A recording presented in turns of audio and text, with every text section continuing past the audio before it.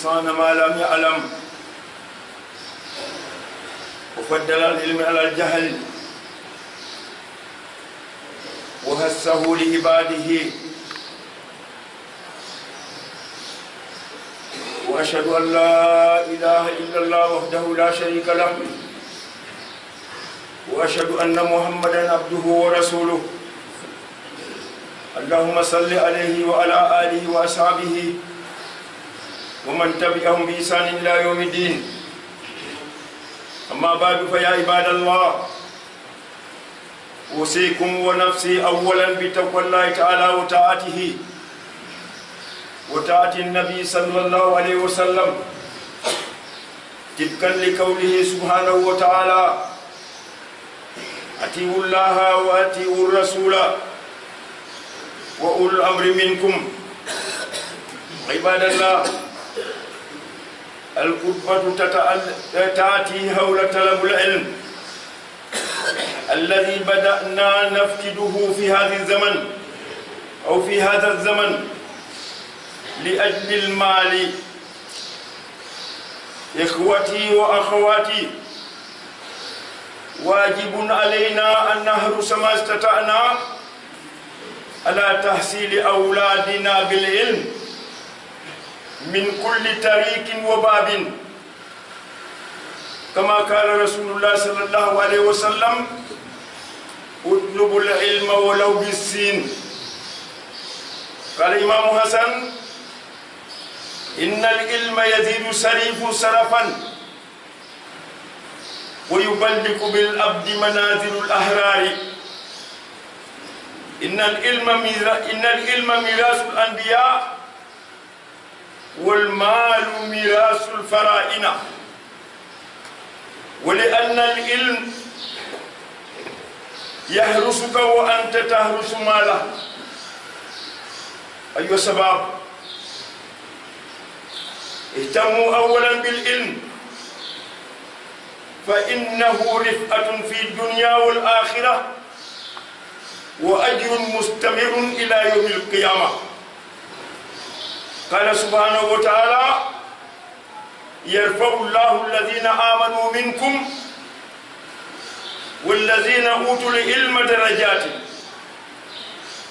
كفى بالعلم سرفا لأهل العلم حيث استسدهم الله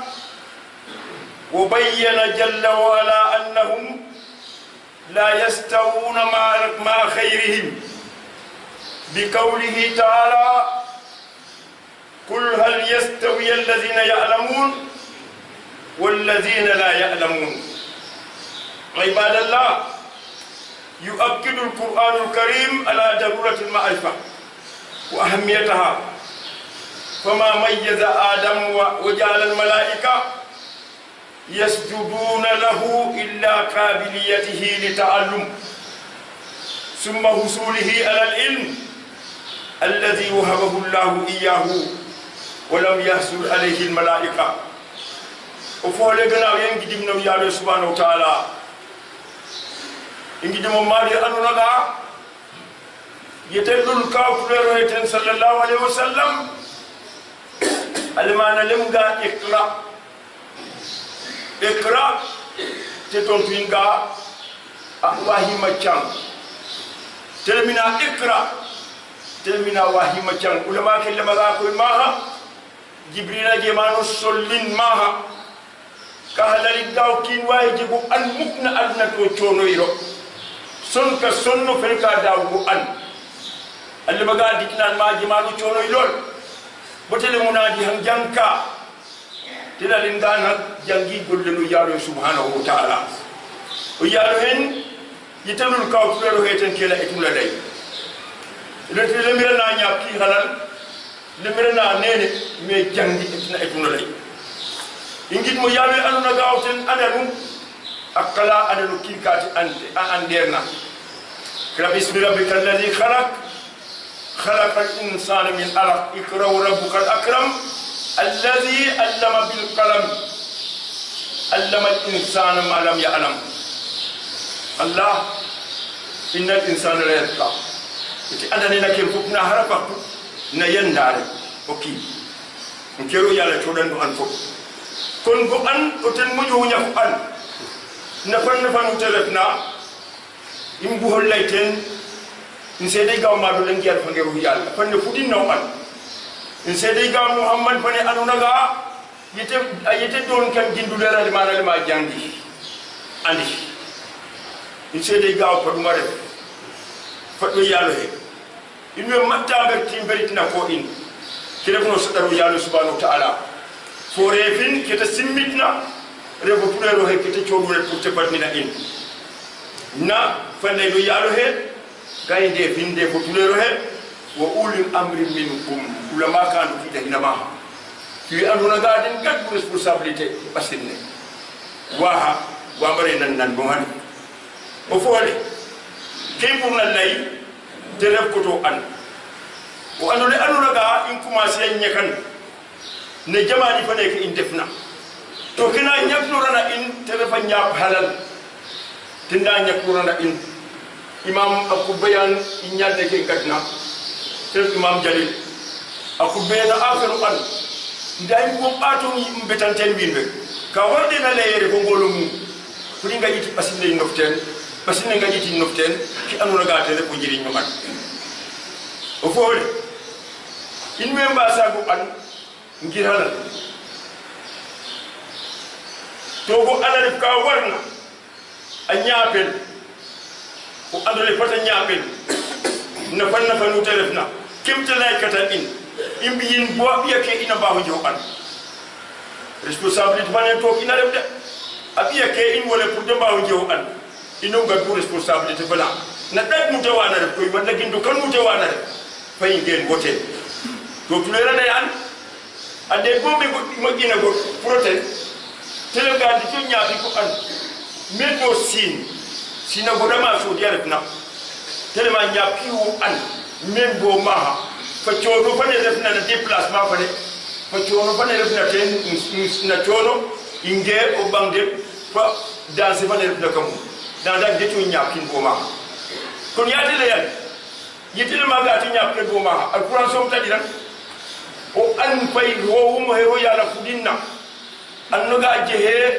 o ha fuduna fangete ro alima inga nyaapel no fanna fangu terfna kon fata nyaapel alima def no postin fata nyaapel god bo ti nyaapel imam Hussein imam Hasan ali malim ga go an asubama mo jebu tiranga anana no bata tiranga fa bato amma han arekto anana mo suba fagi tam wala no patwa jibu an tebisin na place bi ni anuna ga gorane na place bi ni anuna ga gorane o annafiyan isale hanne wille me hena ga weke ante kiyeti sal nyenyo de bolla gaw wala nagam allah yeten indik ne den def ulama ki anuna ga den na bunya yeke bunya ya den ko an han o anu tem bunya de ministre na no ko do kinta da tan ma ko directeur bana professeur bana kullun sadira no lawde ko bana anduna ga ko re biro ko nda jangiro je hiro an o an na ba pare nu ko ten nu boate wala ngol me ko wala nyani wala naga wala nene wa tinu lawte tuka ayyudu la te ona o an taw bo kina ref men fa ko jede dole nda te garu anda jodi dole fa na anduna ga ro yal rek andum alo yal andum mete tulorna nam bu an ko andula te joduna kon inya ngorki bu an dillalata illa ya din benjino balure situna sate fan bu an alfarq illam annabiyomoki to annabiyomoki aninna lam kaden al ulama warasatu anbiya dinna lam ka annabiyomoki fi dulerwe tende jina go andole dillam de lang jeno ka na place den kuna place ki ulama kina adnabane a place am makal de ngay no be de tani dikeke o de fama yaw an adu le wote nagar de yam o yem fagi nya o te nagi de yam manu go hona jum saw adu le tim kule ya faw manu go hona sankori adu le na wuri kamma o adu le kon naga bukam mo gar abuka mo gar de ya daiman abadan nda ko ge kama hali o ge ngali arkabane o o do ma o kile ngana dukali o jema ese ma de to la diya man ke diya wa ma jira fe ma wo ke no gardiya ko yem fagi nyaal alal fani wo no gardiya nda pandole ko te ko gardiya ko nak fay nya ngorke no adole dingite yo an ino na yara den bari mo jom kinora den wina nyapa am wengena fati mo jol la den ya ana ken dime na me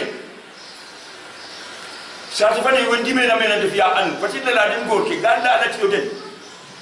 na fanna ikke apran se fa alquran fay ya nura gorke win weke anona ga o fota ngam biro kede wala fota ngam biro kede wala ana ga kidin janna weke def engineer weke def nene weke jawu fane ka anu weke ande ku tarker ka anu weke din docteur kina anu weke an kaga weke de professeur weke de prof mat weke de prof nagam andi mel sat fa fay ya nora den gorke imino bin anje wa aluna gay maru ya gorke nda bari e doradi na halal fane som afiya an haninde kan yoko bobor ngorke jankate alal soma nyaka to man mo ala ref na dogo ande fe ma musiba na ref kama onde bunga anna ga kidar ba hayo kido im agoga 2 million onde bunga ha fade ma te gadori te kaha bo lepp nu anuna ga nu hana ja halal to ki ke bay ndeke ke wum mote o bana anga halal fana o dancer na bayo ko onde bunga halal fana dancer na bayo ke onde bunga akido kim fanangam akido antadi o sikala bra aluna ga fa ko musira no sik o wotu bangete samko mole kon nak ma fata hakili no papa naw de bo ngi no ando ni taba to tare nete ta jabbi bi kon ma hanu ga kini no fati ma ko ngorke pa imma ko ngorke o an o tenayo dawkin rifatun fi dunya wal akhirah anna yudamna adna bale ki bala ki rawda o anna fi ka ken o teno jita gi def na continuer na adna bale ko boyo mal qiyam ro yalla alem ga fu mu ñu japp o yalla subhanahu wa ta'ala alem ga nak mi yo bu mi ro yalla wi no adna ga den dim fi andona ga den codu mo adole mi codu den daraja to ki wi andona ga di hira jambara de to kan go pade daraja nunay basine nu yawke numbas ayawi lakas nu anganu wanga imbat na ayake winwe fokre ki nu jam nu na batin ka intel nu jam ngage isale ke pan winner ki def ka nu jam ngage isale ke to winner ki bagoka nu jam ngage isale winwe so bi yakarka nu garna fi immatire arrête ken to bona injit ma wi anduna ga atibande mi fa an janga ba ji an capable yo ken tabo anden isale re fe isale so ma jiri nyata mi afrique ne te tollo a tollo na bi yakar e nyojora ka pu war ko ma to tel me ka me kon nak ro yalla dem ga e hal yastawi alladhina ya'lamu wal ladina la ya'lamu ndiyamba hambo weno yalla to an de an du fo ba an jamba bo fi aderna la ba hemo kento ko alquran sakkan tusub daiman abadan garim barambaru o nyaabu an ko ser talabul ilmi faridatu utulala layan ala kulli muslimin wa muslima farataref na julli fande fo bangoro an nyaabu an ko nak inde badama anura ga nak atolora ma ay barna ko demori bo bango kirsan ko ba in hatta ubo adam alayhi salatu wassalam te séparé yo fi malaika bolo yalla le madin ga ta sujudiye ne andona ga a jangni jangin ba an ka malaika ke ader a anda ka malaika ke ader na to malaika ke yoro yalla bu nabi sidmen den kontaru ro an ga he ko jodan kiran ko an sonnil kana sonnil te chodinu an adadin ka de ader na ka andona ga malaika ke adiran te ro yalla anan a adam sukali madin ko gadi ko kay ko a challe yandi abugo lay harantum to yaade kom ande subhanaka la ilma lana illa ma 'allamtana wole fo madde o mu cey madde o imbaye ade mu kar bangi ko ka andano ray kuma adama adana de yete adana adama poti adana de halala den ga ate respecter yen num bon kayin num respecter yin bon kayin dama adaka aderna ti adani nangu kento boy tammi mada élève ke denga yit museke nof anga yit professeur ke nof anga yit jajangin be denga jaden gi nof anje yar imbamir den anje tegin imbamir den élève jenga yar fa tegin pok musé fana buri denje yar fa tegin an gawo an keppo nu jasno na fa adana moten o kinoa ajiya daraja fana anu naga martaba fana anu naga ayo wama yoro kun nagu wacci din noppa pour yati ka hay abdaw kan inya gorke ku demba ho njew andu lek adam anta ko te dono to ki malaki ke kun nag al ilmu wasitatu li ma'rifati al khaliq o an tan tawbo an aweten o te a jokora no kin fo annu yaalo subhanahu wa ta'ala ten hibran digante o kin fo yaalo e putte ali o kina adange rek an ke yaalo subhanahu wa ta'ala ten nata kayitam putte ali lepp nuro yaala binna na adna fane ken dikori ke o annata ka go kina ali comme ne député o annata kayitam bo yi wal fane ro kina na adna fane ke imba hino jiri nyori injam yo an rek jiri nyori keke imke ngo jiri ngwe ino an raga ay ale kento bona rohyal telay gawo allama adam asma'a kullaha summa aradahum ala al malaika falam ya'ri ane dino tamassul lil madel lil gay ane an reconnaître gay ane woso mo ko anna to mo ko senna konna ko fatwe kebbo no kuna adna نبنا أدنى عليك بالعلم من أراد الدنيا فعليك بالعلم أربعة أدنى شوم بو في كان يوم سننا أدنى نيابيو أدنى دنا مركم ما بيته ونبنا الآخرة فعليك بالعلم وبما الآخرة فهم نيابيو أدنى بوجه ونبنا أدنى فالآخرة فهم faro o jam faro nyap dikke o je dikke adna bane xel la kila he fa alayka bil ilm nyap yo at o anula nyap ye wa annahu min alamati al khayr o an taman se jam fanu biona o anare o dayinu telefna o anar tansiku o feelarum te wadare nu ada hata teno kina anta indihi il faut ma ba wayu séparer o an tenna an no raw kin indihi il faut ma te séparer amu tama to indihi na o tenna jo fana o kin tenna dal taw mew kina no kina warna binoje mew kina warna ho no jo a séparer kelf na ko jo fogo moy bu annafiya kento bona i anga o ana mana mahin o an amana mahin to yom fatiranga o nuro yala chuna rak chudam may faman yutal hikmata fakat utiya khairan kaseeran o nuro yala chuna go ana chudam jam fam mayu o nuro chuna an wole a chudam jam fam mayu fay bo se ngor fay nda hipade le bere ki jikana den yereke dem mos den do quoi inyam na den pel ananga ditane ko li may den poske den fa khalis tioti nyama na den fa den importer den de jang ananga nawle maga nyaaw ngembu bo di rafet di bo rafet bore oten moju imba ne fari to wahi jom oten moju o ef tero kwa simple to waha chan